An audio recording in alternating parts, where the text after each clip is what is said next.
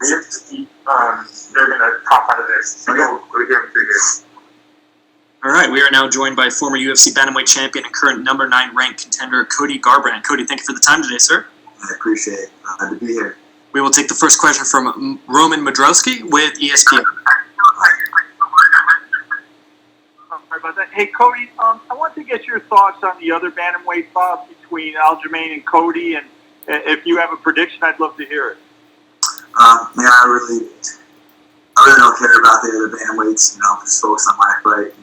Doing the best and winning those fights, and look forward to future matchups with them in the future, and see how this bantamweight division unfolds after this weekend, and going from there. Cool. Thank you. We will take the next question from Caroline Pierce with BT Sport. Cody, Caroline Pierce here. It's been a while. Love the beard. How are you doing? Doing great. Yeah, the quarantine beard. I like it a lot. Look, it's been a tough time for you. The time off, the injuries, hospitalization that you talked about, as well as obviously the losses.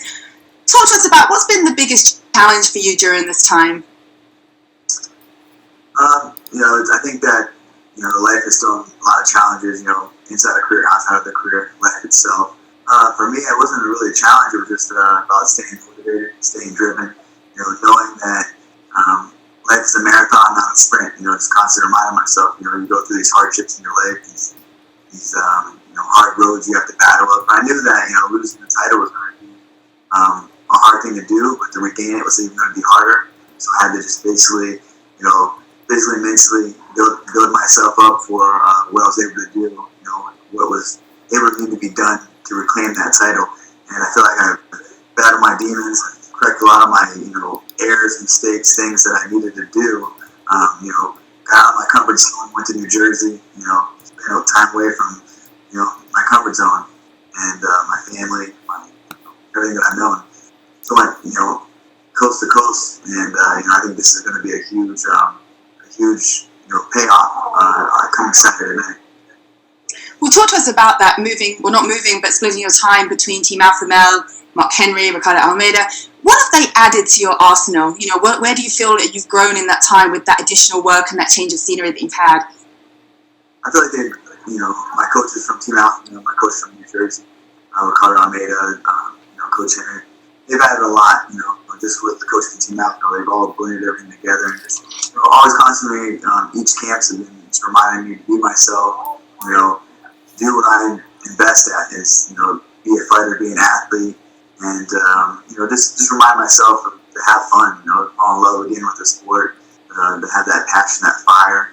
And I think that's the difference from this fight camp to the last fight camps going in, leading up to the fight, that I'm hungry again. My passion burns everything that's ever have, and just very thankful that fire's back. It sucks to lose it. I love fighting so much that I hated it at times. Every time that I tried to walk away from fighting, I feel like I was always drawn back. And knowing this is my true purpose in life is to be a fighter and use these God-given skills that I was blessed with to provide for my family, to make a better life for myself, to become the best in the world.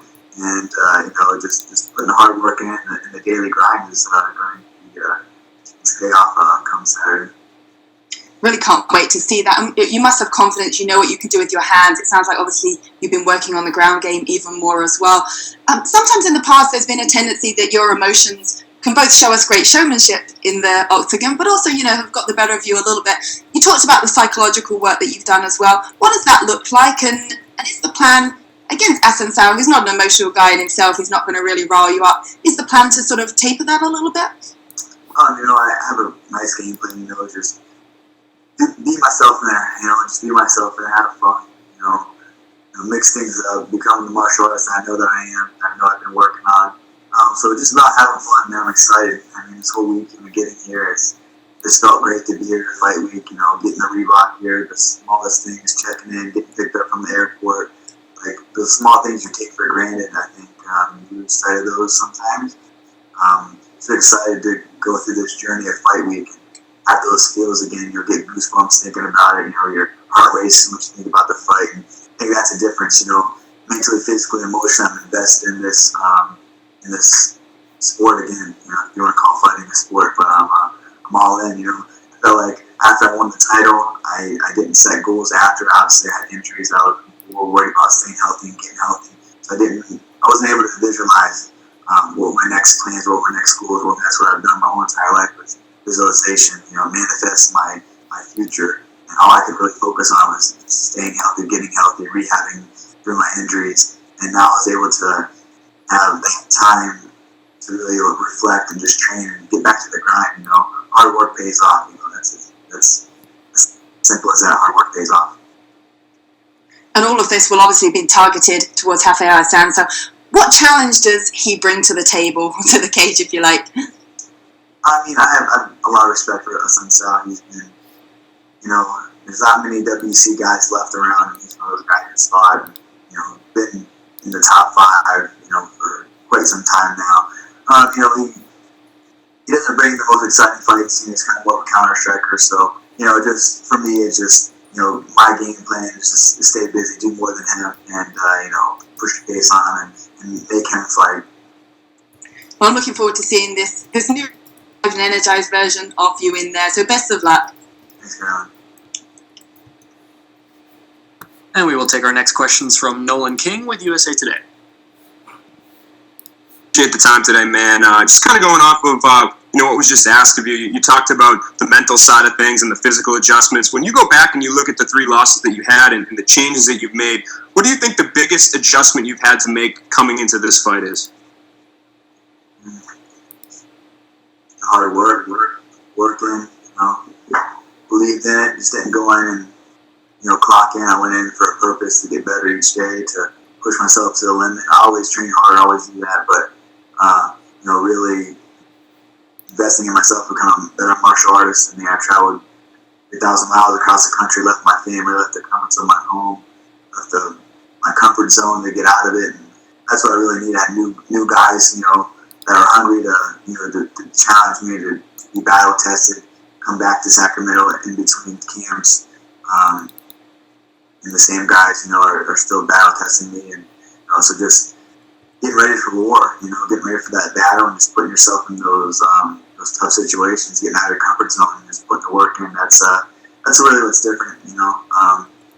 No excuses, no injuries, no mental setbacks, you know, no emotional setbacks. Just really trying to find peace in my life. You know, my family brings that to me, and knowing when I was away from them, what I was sacrificing, what I was missing out on, you know, just all going to contribute to my success on Saturday night. And you've talked in the past about potentially moving down to flyweight. Is that still on your plate after this one? We'll see, man. We'll see how the bantamweight shakes up. You know, I want to be the best in the world, and that's what I set out to do. You know, if it's in my cards to go down to 25 and become the flyweight champion as well as the bantamweight champion, then we'll do that on top of my coaches and managers. But, you know, first and foremost, I have a tough adversary in Rafael Sunsal this Saturday that I'm focused on. You know, but you always try to have your second move ready to go. But you know, it's getting back to the throne. That's what I want. I want the bantamweight title back. You know, I'm very excited for that opportunity to climb the ranks again. You know, once a hunter, always a hunter. What do you think the game, like the map to that title shot is? You feel like with just a couple more wins here, given your name, given that you're a former champion, you could be right back in that mix. You could be the one fighting for the title. Just go out there and be myself. You know, go out there and fight the way that I fight. You know, put on performances. You know, charge people. You know, first, second, third, fourth, whatever round I have to do it, and, you know, just cool, calm, and collected. Just really show my growth. You know, I look at it as like a lot of people look at a loss and failure or setback as, you know, no progress, you know, but for me, it was like I had to learn the hard way my whole entire life, and I feel like I won the title at 25, you know, I was 25 years old, 11-0 world champion. I lost it early, and I feel like I'm still, you know, I'm in my prime at 28 years old. It feels every day I'm getting better as a martial artist, as a human, as a man. So I just feel like my best days are ahead of me, and just knowing that life's a marathon, not a sprint. You know, so whatever it takes to get back to that title shot, to become a world champion, mentally, physically, emotionally prepared. to do whatever needs to be done. Good luck Saturday, Cody. Appreciate the time, man. And we will take our next set of questions from Mike Heck with MMA Fighting. Hey Cody, as you know, in the sport, especially, hindsight is a fickle beast, and you sort of alluded to, you got pushed pretty quickly. You became a champion in just 4 years as a pro after just 11 fights. If you could do things differently and get yourself out of your comfort zone, like you talked about, and learn these lessons a little earlier on, would you do it, or is this an important part of your story and your journey? Yeah, I would never change anything in my life. I feel like whatever stage you're in, or whatever you're going through, you're going to grow through. I truly believe that the Lord puts you in places in your life for learning experiences, setbacks, success. Like, are you prepared for the success that's going to come with a win? Are you prepared what's going to have to be done was a loss, And I've battled my demons. I face myself. I face my, insecurities, my setbacks, and really studied those and really, all right, it's on me to turn this around. It's on any coach, any teammate. It's on myself. And just being real with yourself and true with yourself on what needs to be done. And that's just putting the hard work in, grinding completely in every facet of every martial arts discipline you need to do. You need to work on this, you need to work on that. And just becoming a better martial artist is what has really changed my eyes. Going to Jersey has really been a blessing for me. I hate change. Change in my life is, I always was like, I'd come home from school, my mom would move the furniture around, and I would get physically sick because it would change. So sometimes, I think that we look at change as a negative reflection in our life, but some change is good. This has been a good change, a little bit of insanity. You can go in there and do the same kind of game plan or same approach to fighting like I have. That's insane. It's being insane. So just really just soul searching and just talk with myself. It's me versus me always. It's never my adversary or my opponent that's in front of me. It's always I can battle myself. I can defeat myself, and I'm going to go and be victorious against any opponent. Because whatever I do, I'm the harshest critic of myself. And on the corrections and just being real with myself. No excuses, no nothing. I wouldn't change anything, man. Like, I don't see anyone else that was brought up. Not too many people was brought up like I was, especially in the fight game. I fought everybody. I fought the top contenders, the undefeated knockout artists. 8-0s, 21-0s. Almeida starched them. Everybody they put in front of me, knocked them out. Couldn't beat Dominic Cruz. Masterclass performance against them. And once I obtained that goal, like I said, of being a world champion, I dreamed about it since I was a teenager. I obtained that goal.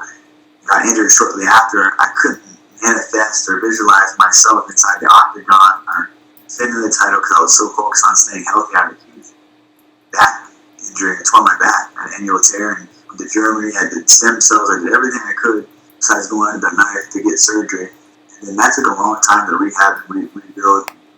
Any sport, any athlete knows it's the physicality of it is intense, but the emotional, mental side of it is like, hey, can I push this without it doing it again? So kind of was like pulled back a little bit in my training, so I wasn't super prepared, but I just got back to that, like, that physical grind. The physical grind. I mean, I ended up landing myself in the hospital for a week because I had a kidney infection. It's training too hard, but I got out of the hospital and was right back to work, and that's it. And you have to go through those things. You're gonna be faced with so many different things in this sport, ups and downs, highs and lows, and I feel like life goes in the same way. You just gotta find that balance of life, fighting a career, and balance it all. And I feel like I've done a great job as of lately, the last year, I would say, to really balance the father, the husband, the fighting, being able to turn it on and off, the switch when it's go time, to where I'm focused fully in camp, and just really working through everything that life throws at me. Has this all provided some valuable lessons for you to pass on to your son as well, to know that sometimes life's going to throw you some curveballs, but it's how you react to them, how you bounce back from them and move forward that defines who you are as a person? Yeah, definitely. You know, I have eyes on me. My son looks up to me. He watches every single thing I do. I'll shadowbox in the house, and I'll see Kai shadowbox, and I'll, just doing this. Me and my wife trip out all the time because he just listens to us. He just absorbs everything that we do and say and how we act. So I want to be a good example for him. You know what I mean? Like completely be like someone. I want him to be proud to be like, Cody's my father. You know, and that's my father's. You know what I mean? That's something that at the end of the day, whether how many titles I have or defend or how many fights I win from here on out, he knows that I give it my all. I never gave up. When the going got tough, I never took a knee. You know what I mean? I might have bent a little bit, but I never broke. You know, I got up. No matter time I got knocked down, keep getting up and fighting for a better life for him, just to show him like sometimes life doesn't go as you plan. You gotta roll with the punches and keep going. So that's for everybody. That's for everybody in life. Hopefully I can inspire a lot of people to like not give up if they're going through hard times, or you know what I mean. I was on top of the world. I mean, I was a world champion, young, had everything, had the world at my fingertips, and I'm on a 3-fight skid, but they never, deterred me from what I feel like I am. I'm the best middleweight in the world, and I get to showcase that again June 6th with the refound love of the sport, passion, fire burning. Just this one's for my soul. This is what I need. As much as I try to have that hatred for fighting, I'm always pulled back into it because I need fighting more than fighting needs me. And at the end of the day, that's my purpose, and this is how I'm going to hopefully help a lot of people get inspired and motivated. And my son is looking at me, watching my every move to just remember that everything happens for a reason. No matter where you're at in life, you got to just keep, put your head down, your head up, and chugging along. So the hunger is clearly there. The desire to compete is certainly there. But I've talked to you a few times over the years. I have to say, outside of the quarantine beard there, you are about as relaxed as I've ever seen you heading into a fight. Is this the most relaxed you've been? Yeah, I get goosebumps thinking about it, man. Like, I don't know. I think that I've done everything in my power. I left no stone unturned in this camp, I literally been training so hard, right after Christmas I went to New Jersey, trained for Jersey, and obviously had a kidney infection. Right after I got out of the hospital, I went and searched for the best kidney specialist to make sure my kidneys were okay, and I just got back to work. I didn't want to let it all go to waste, no matter what I was going through, just grinding through all the bullshit, there's a lot of bullshit that life throws at you, and you just gotta grind through that stuff, and as simple as that, I know I said it in the past interview or the past question, is like, hard work pays off. You just always gotta remember, hard work will always pay off. You can be the most talented, the most gifted, the fastest, the strongest, whatever. If you're not working hard, you're not gonna get the results you want. And that's all you have to do is grind. Nobody cares about your excuses. Nobody cares about what happened yesterday, today, what you have going on next week. It's about what's going on. Or did you put in enough work for this camp? Did you put in enough time to go in there? If Rafael's going to give me my best pace, he's going to be able to withstand everything I am. Am I able to do enough for him to win this fight? And I just know that I've done that. I know that I can go in there and put him in waters and drown his ass. I appreciate all the candor, Cody. All the best to you on Saturday. Thank you. Appreciate it. Thank you for the time, Cody. That is all we have for you. You are good to go, sir. All right. That was the easiest one I've done. I knew this coming.